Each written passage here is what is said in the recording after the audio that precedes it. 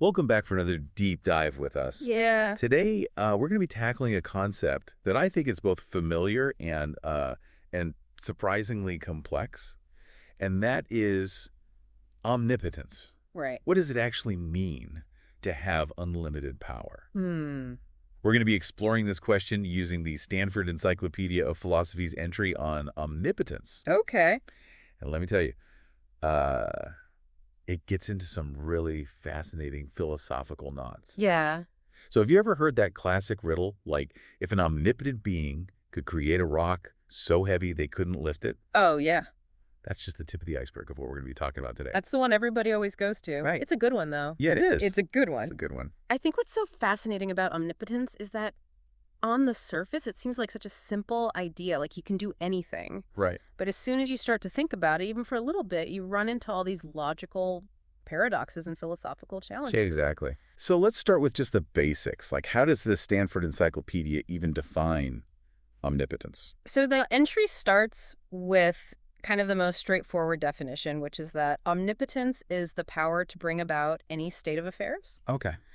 Seems simple enough, right? Yeah. But the problem is that this definition immediately raises the question, can anything truly bring about the impossible? Right. Like, can you have the power to make a square circle or 2 + 2 = 5? I see where this is going already. Yeah. It's like we're already hitting a wall Oh, hitting a wall. with this simple definition. And that's why a lot of philosophers prefer to talk about maximal power instead of absolute omnipotence. Okay. So that means that a being doesn't necessarily have to be able to do literally everything, Right. but rather they possess the most power conceivable. So instead of being able to do everything, it's more like they have the most power. The most power. Okay. Yeah. That's interesting. It's a little more nuanced, right? It's a little more nuanced. And to add yet another layer of nuance, the source material makes a distinction between power and ability.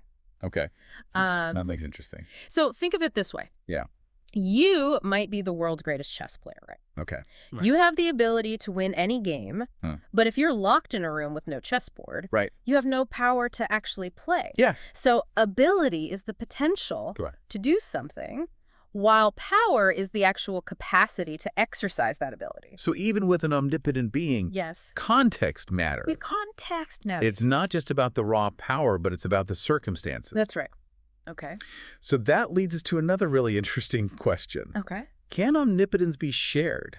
Ooh, Like, can there be multiple omnipotent beings? that's a big one. That's a huge question. Yeah, and wouldn't that just inevitably lead to conflict? Well, If they both want opposite things, yeah. would they just be in constant stalemate? That's exactly the problem. Yeah, the Stanford Encyclopedia actually explores this using a thought experiment called the feather stalemate. Okay. So imagine two omnipotent beings. Oh, One wants to move a feather, and the other wants to keep it perfectly still. that feather's not going anywhere. Right. It's stuck. Neither being can achieve its goal, Uh-huh. which implies that neither one is truly omnipotent. Yeah. This thought experiment really highlights the absurdity of shared omnipotence. I'm sure the Stanford Encyclopedia doesn't just leave us with the feather stalemate. Of course not. There must be counter-arguments. They explore all the different philosophical positions on this. Okay. One argument is that truly omnipotent beings would have to share certain characteristics, Okay. like omniscience or perfect moral understanding. They'd have to be kind of on the same page. They'd be on the same page. They wouldn't be fighting over a feather. Right. Because of this shared nature, they would always agree on the best course of action and avoid conflict. They would just know. They would just know. What should happen to that feather? That's right. Okay. Now, the entry also considers analogies from other scientific concepts, Okay. like quantum entanglement, Uh-huh. where you have these interconnected particles that influence each other instantaneously. Right. However, as the source points out, even these analogies kind of break down when you apply them to the concept of shared omnipotence. It's like the more you try to pin it down, Yeah, the more slippery it It's a gets. slippery concept. What about the idea of multiple identical omnipotent beings? That seems even more problematic. Absolutely. Yeah. If you have multiple beings that are truly identical in every way, down to their thoughts, desires, and actions, Mm-hmm. can we really consider them separate beings at all? That's a really good question. This is another challenge raised by the source material. It seems like we've already gotten pretty deep into the weeds of omnipotence. Yeah, we're just getting started. And I feel like we're just getting started. But before we move on, I have to bring up the classic philosophical riddle. Here we Can an omnipotent being go. create a rock so heavy that even they can't lift it? The paradox of the stone. The paradox of the stone. This is the one that gets people thinking about the limits of even unlimited power. Yeah. Yeah, It feels like a no-win situation. it does. No matter how you answer, you end up sort of limiting omnipotence. It seems like a catch-22. Yeah. But as you might expect, the Stanford Encyclopedia offers some pretty insightful ways to approach this seemingly unanswerable question. Okay. Yeah. So the source material actually distinguishes between two types of omnipotent beings Okay. when addressing this paradox of the stone. Okay. So first you have the essentially omnipotent being, like the traditional concept of God. For this type of being, the very notion of being non-omnipotent is like inherently contradictory. Right. It's like talking about a square circle. It's just like the concept itself is logically flawed. So for an essentially omnipotent being, the question is almost meaningless Yeah, because it presupposes a limitation that they just can't have. precisely. Okay. Now things get a little more interesting when we consider the second type, Okay. which is the accidentally omnipotent being. Accidentally omnipotent. So this would be a being who wasn't always all-powerful, but somehow acquired omnipotence. Okay, so like a superhero who gets their powers through Right. some cosmic event. A cosmic event or, science experiment gone wrong. Okay, got it. Something like that. Yeah. So imagine this accidentally omnipotent being decides to create the immovable stone. Okay. But then later on, they lose their omnipotence. So Yeah. they could hypothetically create a limitation for themselves Right. that would only come into effect after they're no longer omnipotent. That's so interesting. It's a really fascinating way to think about how the nature of omnipotence itself might change over time. It really highlights how much our understanding of omnipotence really depends on the context Absolutely. and the specific type of being that we're talking about. Yeah, and it gets even more complex. When we start exploring the limits of power, even for those who are supposedly all-powerful. Wait, so even omnipotence has limits? You would think so, right? I thought that was like the whole point. You can do anything if you're omnipotent. Yeah, you would think. Yeah. But the Stanford Encyclopedia lays out some really compelling arguments for why even unlimited power might have boundaries. Okay. So let's start with the most obvious one. Okay. Past events. Okay. Can even an omnipotent being change something that has already happened? So like going back in time and stopping a meteor from hitting the Earth? Exactly. Yeah. The past is fixed. Yeah. Whether it's a raindrop falling or, Socrates drinking hemlock. Right. Once it's happened, even omnipotence can't undo it. Okay, I can get on board with that. Yeah. What other limitations are there? So logical impossibilities are another big one. Okay.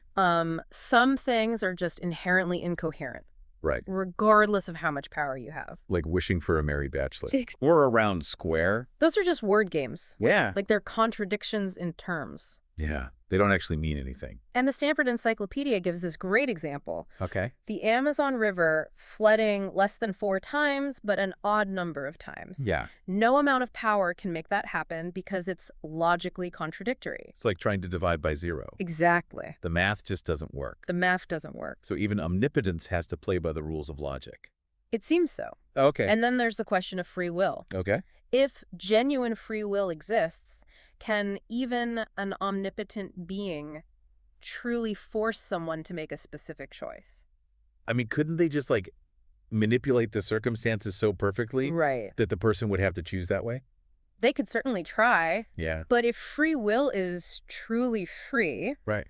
it shouldn't be susceptible to any kind of external manipulation, Right. no matter how subtle or powerful. Yeah. The source material suggests that an omnipotent being might be able to, influence or persuade, but they couldn't override genuine agency Right. without violating the very concept of free will. So even with unlimited power, there's sort of a respect for the structure of reality. That seems to be a recurring theme here. Yeah. Now, with all this talk of limitations, you might be wondering, Right. if even omnipotence has boundaries, is it even a coherent concept? Yeah, it starts to feel a little wishy-washy. Right. Like how can something be all-powerful if it can't do certain things? That's a great point, and the Stanford Encyclopedia acknowledges this challenge Okay. and presents 2 main approaches Okay. to analyzing omnipotence in light of its limitations. Okay. The first is called unrestricted repeatability. Unrestricted repeatability. So this approach argues that omnipotence isn't about being able to do literally everything, Okay. but rather about being able to bring about any state of affairs that can be repeated infinitely, Okay. without contradicting the laws of logic or requiring impossible actions like changing the past. So like making a ball bounce a million times. Yeah. Or a billion times. Or an infinite number of times, because that action is repeatable without violating any fundamental rules. Yeah, that makes sense. Okay, so that's the first approach. Okay, what's the second one? The second approach is called shared histories. Shared histories. Okay, and it suggests that we can analyze omnipotence by comparing what's possible in different worlds that are identical up to a certain point and then diverge. Okay, so like two parallel universes. Exactly. That are exactly the same until like 1969. Exactly. And then one follows our history and the other takes a totally different path. Got it. In this view, an omnipotent being could do anything that's possible in any of those diverging worlds. Okay. As long as it's consistent with the shared history up to the point of divergence. So like within the possibilities that are allowed by what's already happened. That's a great way to put it. An omnipotent being has free reign. Yes. To kind of create whatever they want in those branching timelines. Exactly. Okay, I like that. So both of these approaches acknowledge the limitations of omnipotence, like the inability to change the past. Right. But they still try to define like a scope for unlimited power that's logically coherent. It's like a balancing act. It really is. But you mentioned earlier there's like one more big question that we need to tackle. Yes. Can God be both omnipotent and morally perfect? Ah, yes. That's the question that has plagued theologians and philosophers for centuries. It does seem like a paradox. It does. If God is all good, yeah, how can he possibly have the power to do evil things? It really does feel like a paradox. Like, if God can do literally anything, right, wouldn't that include the power to do evil acts? Right. So how can we reconcile that with the idea of a perfectly good and benevolent God? Well, the Stanford Encyclopedia addresses this problem head on. Okay. They explore all these different philosophical arguments that attempt to resolve this apparent contradiction. Okay. One argument that's often used in like traditional theodicies is that if this is truly the best possible world that God could have created, then any evil that exists must serve a greater good, even if we can't really comprehend it from our limited human perspective. So it's like saying that evil is a necessary ingredient in this huge cosmic recipe for ultimate goodness, even if we don't really understand the recipe. That's one way to put it. Okay. Now, the source material also points out that if God exists eternally, an imperfect omnipotent being couldn't exist alongside him. Because that would contradict what we were talking about earlier. Exactly. That multiple omnipotent beings can't coexist without creating paradoxes. Right. You would just run into all sorts of logical problems. Right. So if God is the only omnipotent being, and by definition he is morally perfect, then the very existence of like an imperfect, evil, omnipotent being becomes impossible. Okay. So it's not so much that God could choose to do evil, but it's that the very nature of his being as the sole omnipotent entity makes that possibility impossible. That just doesn't make sense. It doesn't make sense. Yeah. Okay, and then what about the question of free will? Yeah. If humans actually possess free will, could God really even force us to make certain choices? Well, he might be able to influence us or guide us, but ultimately our decisions are our own. So does that mean that God permitting evil might be the best option overall, even if he doesn't directly cause it? That's a really complex theological question. Yeah. And the source material explores a lot of different perspectives on it. Okay. One idea is that allowing free will, even with the potential for evil consequences, creates a much more meaningful and valuable world than one where humans are just basically puppets, acting out God's predetermined script. So it's like saying a world with genuine love and compassion and creativity just wouldn't be possible without the risk of hatred and cruelty and destruction. It's two sides of the same coin. Yeah, like they have to both exist. Yeah. In order for it to be meaningful. Right. Now, the Stanford Encyclopedia also acknowledges alternative theistic views. Okay. Like those put forward by the philosopher Alvin Plantinga, which don't require this world to be the absolute best possible world, but rather simply the best that God could create given certain constraints. So maybe we're getting too caught up in the idea of perfection. Right. when it comes to God's creation. Yeah, maybe it's more about the best possible outcome, Right. within a set of limitations that even omnipotence can't overcome. That's really interesting. It is. Wow, this has been a truly mind-bending deep dive. It What has, I'm taking away from this is that omnipotence is way more nuanced for sure. and complex than I originally thought. Yeah, Even unlimited power, it seems like, has its boundaries, it does. whether that's logic or time or the free will of others. Right. The Stanford Encyclopedia's exploration of omnipotence really shows us that it's not just like a simple on-off switch, Right. but it's this concept with inherent complexities and even paradoxes. Yeah. It really challenges us to think critically about the nature of power, the limits of logic, Yeah. the very structure of reality. And it reminds us that even the most seemingly straightforward ideas can lead us down these really fascinating philosophical rabbit holes. Absolutely. So to our listeners, we encourage you to keep pondering these questions. Yeah. What are the true limits of omnipotence? Right. Does the existence of evil challenge our understanding of a benevolent God? It's a huge question. These are questions that have no easy answers, Right. but I think that's what makes them so intriguing. Absolutely. Keep exploring, keep questioning, and keep diving deep into the world of ideas. And remember, there's always more to learn. Yes, there is. That's what makes this journey of philosophical exploration so rewarding.